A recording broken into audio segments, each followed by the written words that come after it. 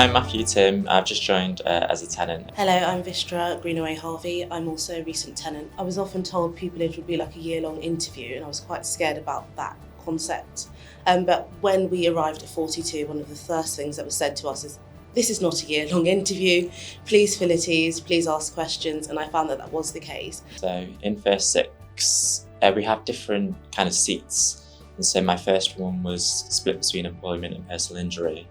And so in employment, it was a lot of trial preparation. So maybe some draft submissions, preparing cross-examination, just on small bits that my supervisor was doing, to then see how they would do it and compare the difference. Whereas personal injury was a lot more paperwork based, so I was just doing pleadings, advices, and again, my supervisor would show me their work and I'd be able to compare. I then did a seat in family, which again was a lot more court based, and so that was preparing position statements or cross-examination. So second six, we're on our feet, so that means we have cases of our own. The anticipation of second six was quite high. To prepare us in the last kind of weeks of first six, we went out with the juniors and saw the kind of work they did to really understand what we would be doing, and that really alleviated some of my fears. For me, I had a mixture of cases, starting with housing matters, so mostly first possession cases in London and all around. Getting used to where you have to be, when you have to be, then what you have to say is always tricky, but luckily the clerks help you out quite a lot with your diaries and letting you know where you have to go. Alongside housing, I did quite a range of small claims in terms of road traffic incidences, so car accidents when nobody's been injured but the cars have been quite damaged, figuring out who did what, having a small trial, and being able to use some of those cross-examination skills we developed in first six, in our second six, and some private family law matters, so non-molestation orders. Really just being able to get into court, figure out how it all works, say what you have to say, and hope the judge accepts your submissions. And that's second six in a nutshell. So in first six, because you're with your supervisor all the time, you can ask them any questions, and everyone's so supportive here at 42BR that it really is drilled into you that there's no such thing as a silly question. I would definitely echo that the support is both formal and informal. You have your supervisors. I had one supervisor for the first 3 months in family law, so all my family questions I could direct them to him. In the second part of my first six, I had 2 supervisors across personal injury and employment, so all of those questions were there. In my second six, my supervisor was a family law practitioner, but my cases were a range of the whole of chambers spectrum. So where I had a question that was, for example, in housing, he was really great at ensuring I knew who to talk to and would set up a conversation between myself and them. Well, on our first day, we said that we would just be friends throughout, and we got told as soon as we started by the head of pupilage that the hardest part is getting pupilage, and it's not a competition between each other really. Even now we probably call each other at least once a week, if not more. I would say that Matt has been excellent at being a sounding board throughout, just in terms of some things such as admin, like have you done a pupilage completion form, for example. So not just the law, but also just the mechanism of how chambers work.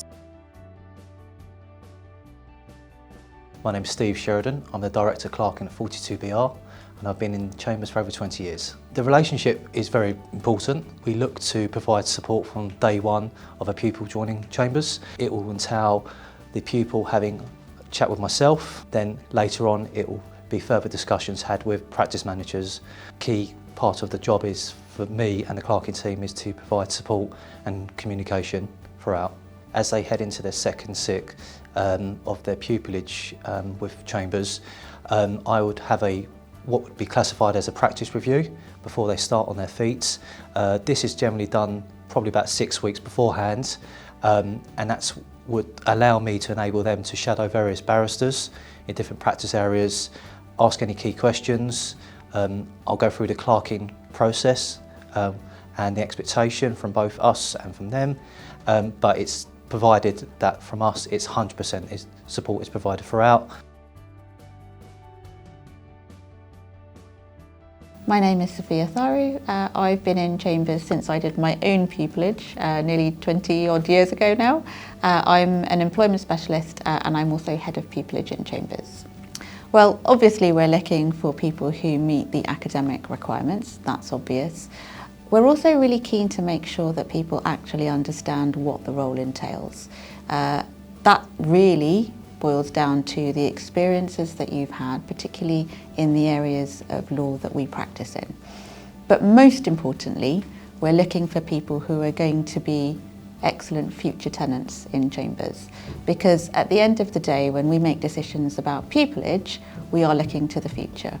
We really hope that every pupil we have in Chambers will be a tenant, and we always make sure that when we take on a pupil, we have enough space for them as a tenant if they are good enough to make that position. So as any prospective people will have looked at our website, you'll have seen that we have great strength and depth across a wide variety of practice areas. And that's really useful, I would say, for two reasons. First of all, because when it comes to your first six, when you will be shadowing somebody who is your supervisor, we will be able to make sure that if you have a specific interest in a particular area of civil law, for example, that we can, as much as possible, accommodate that and make sure that you have the opportunity to see a lot more of that particular area of work.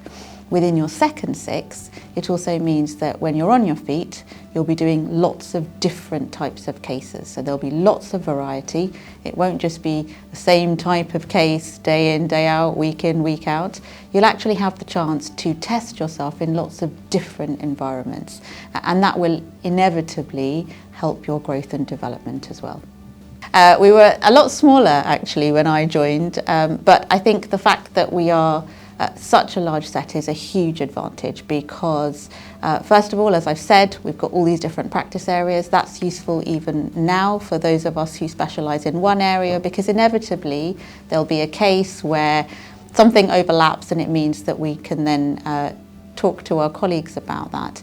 But ultimately, it's an incredibly supportive environment.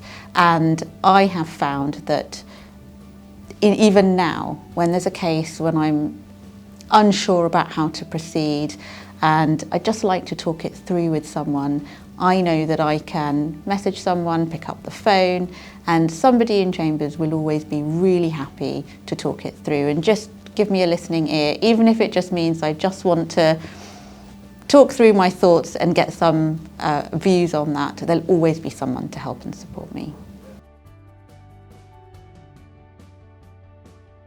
My name's Karolina and I am a junior barrister at 42BR Barristers. My name is Matt Montgomery. I'm also a junior barrister here at 42BR, and like Karolina, I finished my pupillage a year ago.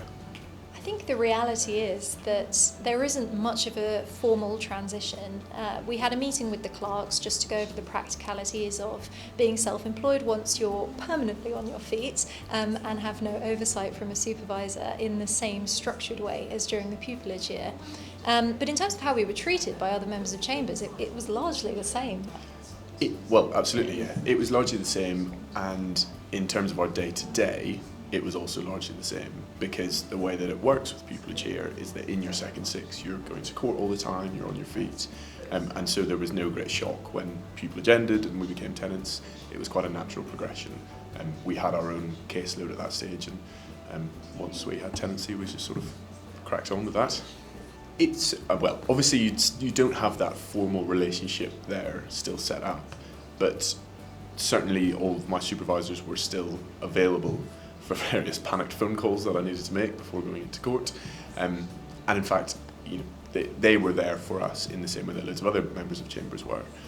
So while there isn't still the formal relationship, there is still that support network that you've built up through our pupillage, which I was very grateful for. Absolutely. I found that my supervisor was still there whenever I needed, if I had a silly question or something that I needed to know urgently, perhaps at court an ethical quandary had arisen, I found that they were very useful to still lean on even as a junior tenant rather than a pupil. But the reality is, by the time that we became tenants, we had already built that support network within Chambers of people we were comfortable going to across different practice areas. And also, I don't know whether you're also a part of this, but I have a mentor within Chambers through the Chambers mentoring scheme. So again, somebody I can go to both with more personal problems as well as legal problems if I need to contact someone about something. Being able to go to different people across different practice areas is absolutely right. So even just looking at my 3 supervisors throughout pupilage, I had a family practitioner, an employment practitioner, and a sort of housing and property practitioner. And so it covered lots of my bases, which was really helpful. And yeah, able to dip into their wealth of expertise when needed, which was great. We have very active WhatsApp groups across different practice areas and chambers, which I found incredibly useful for asking a quick question or trying to set up a call with a barrister who might not be in chambers at the time, available to talk to you there and then. They could still be contactable by telephone. And certainly before I had that network during pupilage, I found my number one way to get in touch with other barristers would be talking to the clerks. As soon as I told them what I needed, they'd be able to put me in touch with somebody who could help, even if perhaps it wasn't my then pupil supervisor's area of expertise. Absolutely. Hi, I'm James Hoile and I'm a first 6 pupil here at 42BR. So why 42? Personally for me it's the breadth of law, but also the level to which those members here practice it, which was particularly appealing to me.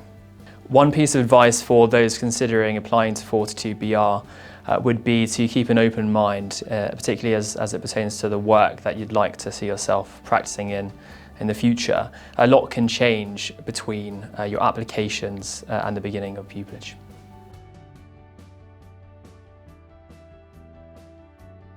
When I was applying for pupilage, I wasn't set on a particular area. I was interested in lots of different things. And so when I saw at 42 the amount of different areas that 42 were involved in, but that they were experts in those areas, that really drew me to it. I really liked the way in which 42 ran its mini pupilage, the opportunity to see different cases, the opportunity to get into court and speak to people.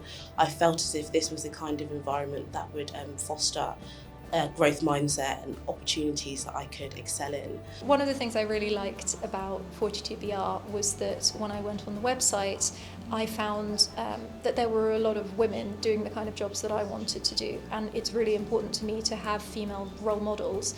Within Chambers, 75% of our cases are female, and I really like knowing that there are people whose experiences I can draw on. Prior to making my application, I also read as much as I could about the day-to-day lives of existing barristers at 42BR, and I found that they had a really nice balance of time in court. I was keen to have as much time in court as possible as a junior barrister without doing criminal law, so this was a very good option for me to have the possibility of 4 to 5 days a week getting that practical advocacy experience in a courtroom.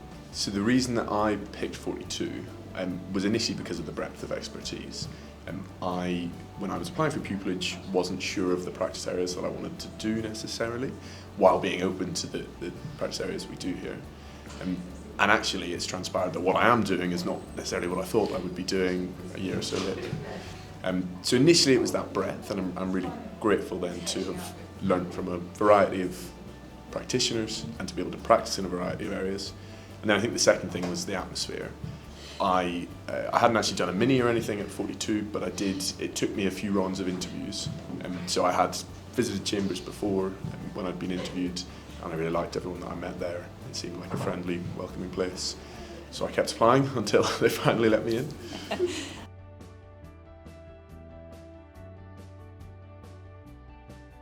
Just be yourself. Don't feel under pressure, just be yourself and the rest will flourish, I'm sure. Don't undervalue the experience you have, would be my one piece of advice. Yeah, and I think the best applications are the one that keep it simple, and just imagine that you're in court and you're presenting your application to a judge. How can you say it in the least amount of words possible and make it the most persuasive? We have to read, and every Chambers has to read, a large number of pupilage applications. And what I find really interesting is that there are a lot of people who will tell me all about the experiences that they've had, mainly mini pupilages, but sometimes lots of other things as well. But they will often only tell me what they did.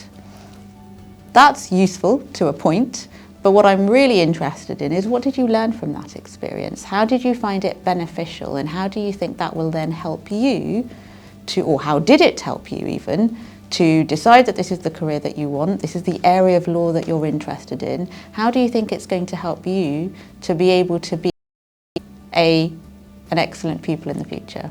So don't be afraid to give us that information, and use the fact that the form allows you to provide that detail as a means to then set yourself apart from those who've simply listed all the different types of cases that they've ever seen. My advice to applicants would be play to your strengths. Rather than focusing on what you don't have in an application, you may not have the highest first that anyone ever got at your university, but you will bring a unique set of experiences to the application process. So focus on that and really try and bring out what is unique to you and what you can offer, rather than worrying about what you don't have.